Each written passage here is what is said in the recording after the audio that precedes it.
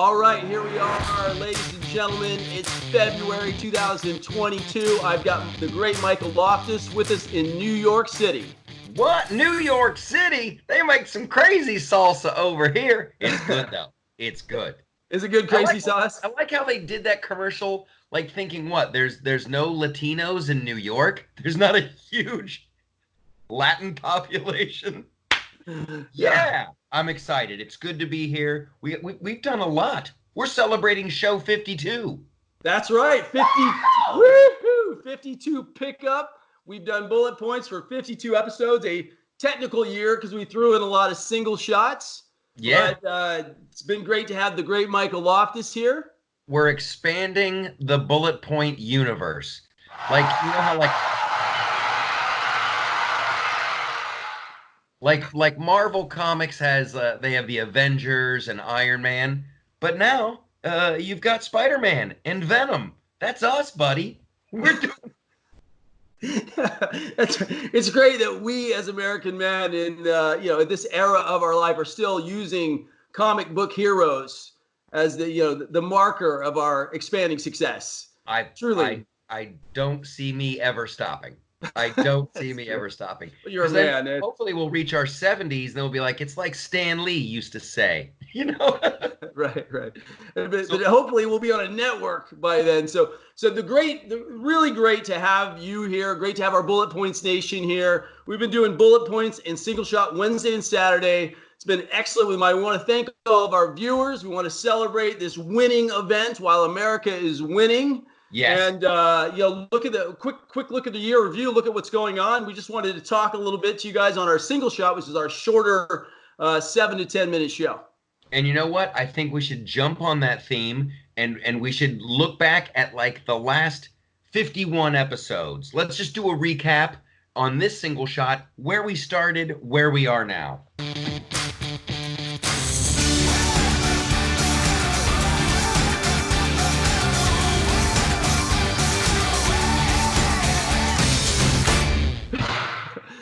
One episodes, man. I'd say something that's interesting about the show. I remember when we first began the show, it was really easy to like kind of jump in and react, and then you realize how we had so little time. So it's been like sharpening the saw of clarity and lucidity. And funny enough, during this period of time, you've been on Fox so much. So when I watch you, it looks like they give you about 10 seconds at every comment anyway. I mean, what's the longest on television you actually get to run? Probably this morning. I had a really long segment this morning on Fox and Friends. We gave away political theater awards because it's the Oscars, it's award season. So I did Best Actor in a Comedy was Adam Schiff. And then he won that award for his stunning work in I Don't Know Who the Whistleblower Is and Made Up Phone Call. Best Actress in a Comedy was Nancy Pelosi. She couldn't accept the award because she's on the set of Ripping Up the Speech. But she won for I Don't Hate Anyone, which was hilarious. And then, of course, Donald Trump won Best Picture for Acquitted. And that was fantastic. He couldn't accept because he's on the set of the sequel, Make America Great Again, Keep America Great. Too much winning. So it's a theme. Everybody's you got some time today to do the Oscar review. Yeah. Oh, that's great. I'm going to vote for Schiff because usually if it either has to do something with the Holocaust or mental retardation, those tend to win the Oscar. So I think, Schiff full on looked like psychopathically split at times. I mean, his face, his eyes, his manner, his ability to depart from reality, the schizophrenic delusion. I mean, yeah. The guy, think about it. Let's say, we assume that we know the truth. I think Donald Trump walked up to the edge. He definitely was trying to get his policies done, walked up the edge. It wasn't something that, was the end of the world. But for him to sit on there for so many hours and tell that story again and again and again, and occasionally he would break. He would say some wildlandish thing and he would pull it back in. I mean, it was political theater. We also did an in memoriam for Mitt Romney's political career. Yeah.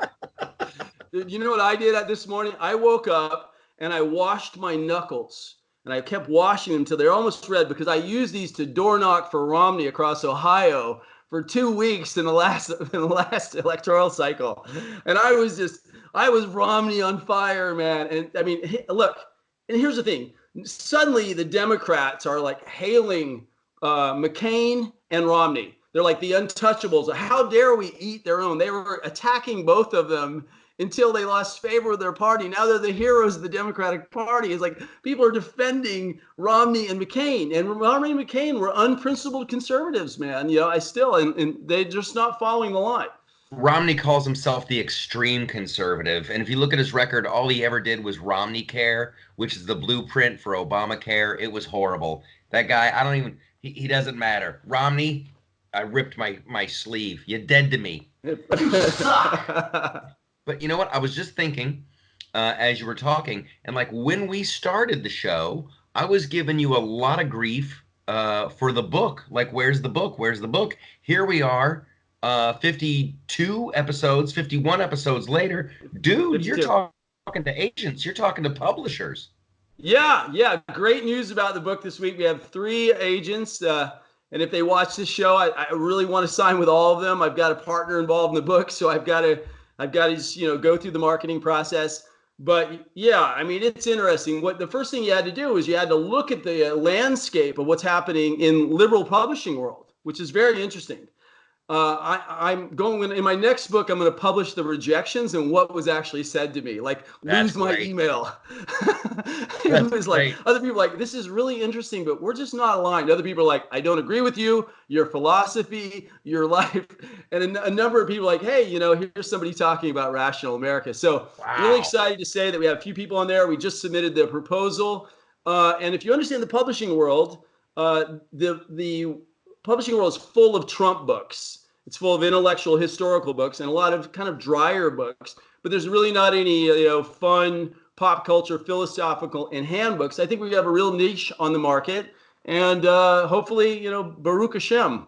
Yeah, that's great. Hey, a lot of people talk smack. A lot of people don't do it. You've got the book. You're talking to agents. You're talking to publishers. That's a huge accomplishment. Thanks a lot. I want to give it up to my dad. So my dad passed away March 28, 2018. And when your father, 80 years old, God bless him, taught me that big government sucks. I love him. I love him. He was just like, get the government out of my business. I think that's where I eventually came over to the right. But, when he passed away, I went up to his cabin with Eric for 3 weeks, face-to-face, 18-hour days. And we got that book done. We workshopped it with you at the 13 Reasons Why panel. Yeah. It was actually interesting. I was remembering when we got in front of the audience and how I was reaching out to all 8 of the conservatives on the panel, like, what are the main 13 reasons why you would choose to be a conservative or liberal? And, thank you to you and everyone else for narrowing that down for us. And now we're done. So I think it's fantastic. Yeah. I think it's fantastic. Thank you very much. Thank you very much. Hopefully in episode 102, we'll be talking about the movie or the TV show. Hey, I know who's writing that. Michael Loftus. So before we, as we continue here, you're in New York on production doing something for Netflix. Can you talk about it yet? Not yet. It's but it's a sitcom. It's funny. It's half-hour, multicam. It's a lot of fun. And then it gets me a lot of opportunities to go into New York and play around with the people on Fox. That's been fantastic. And then when we started, and here's another one, like a big one, I was on the road doing stand-up with the Freedom to Laugh tour.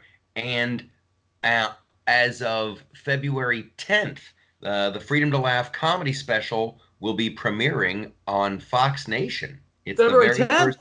Yeah, oh February my gosh, 10th. It's coming up in tomorrow. Tomorrow? Yeah, I'm gonna be great. I'm going to be going into Fox and doing a bunch of press for it.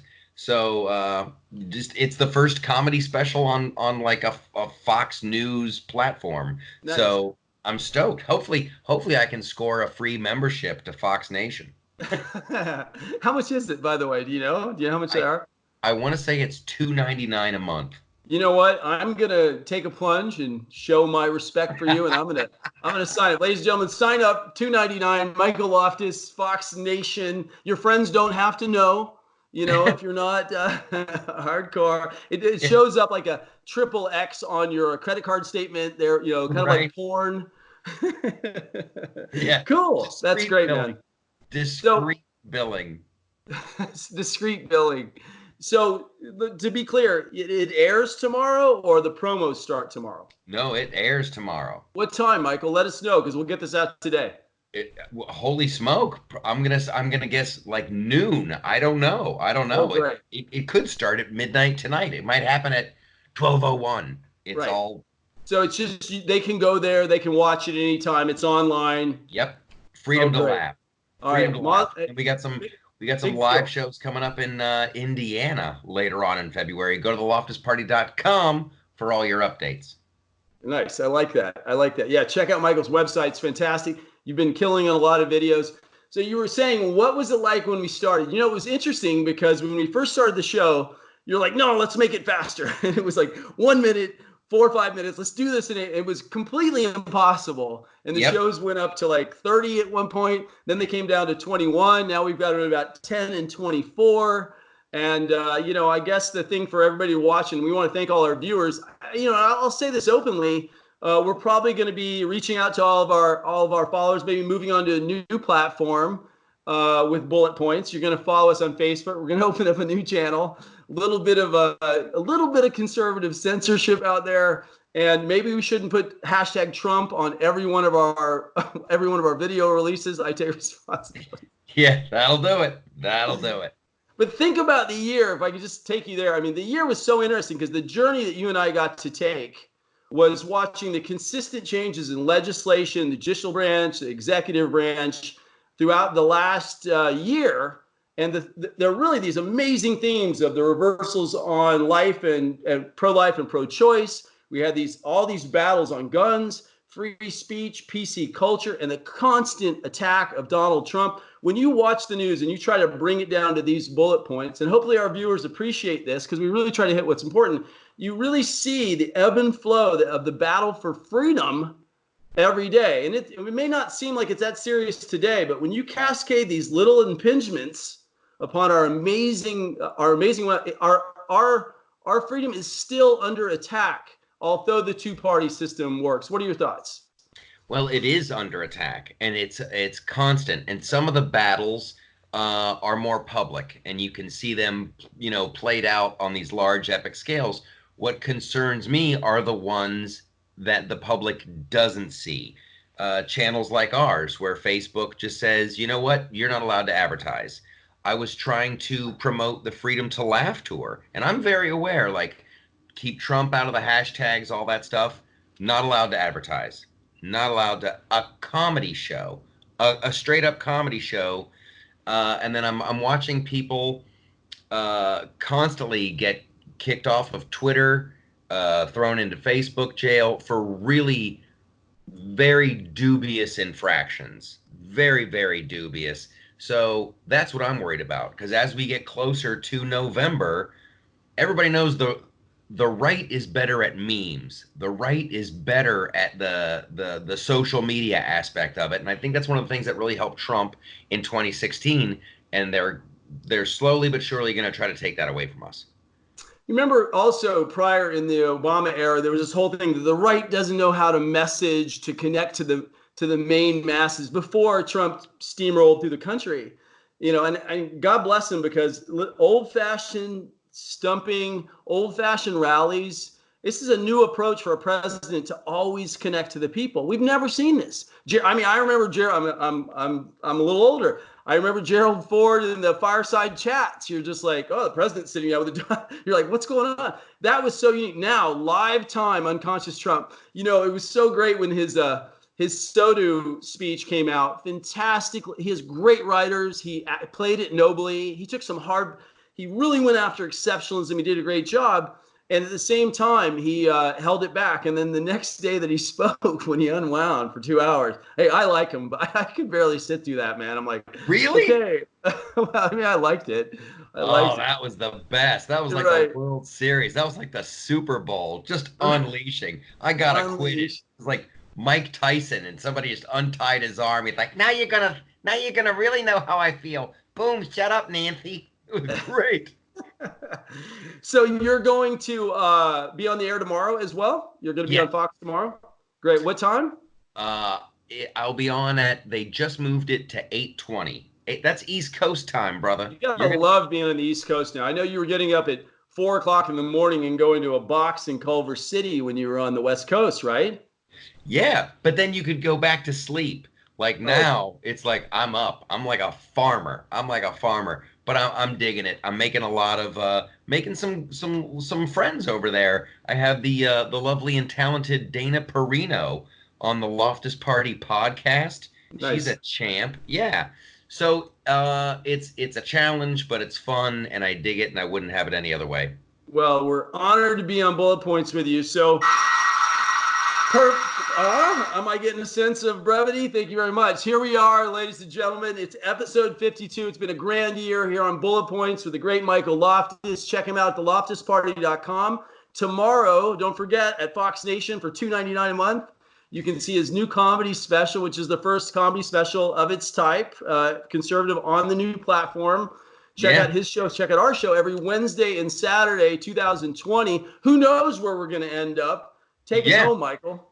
They got to keep coming back. They got to keep checking out the website to make sure when your book is available in bookstores, when your book is available online. And what website would they want to go to there, Judd Dunning? Conservativelyunplugged.com. You can also get to the same website through 13 Reasons Why, not to be a liberal, longer, to .com. And we also post all of our Bullet Point episodes there. That's our CU Media Group website. So please come on over and follow along. I love it. It's not going to get better than that. Thanks for checking out Single Shot. Tell your friends. Ow, I bit my tongue.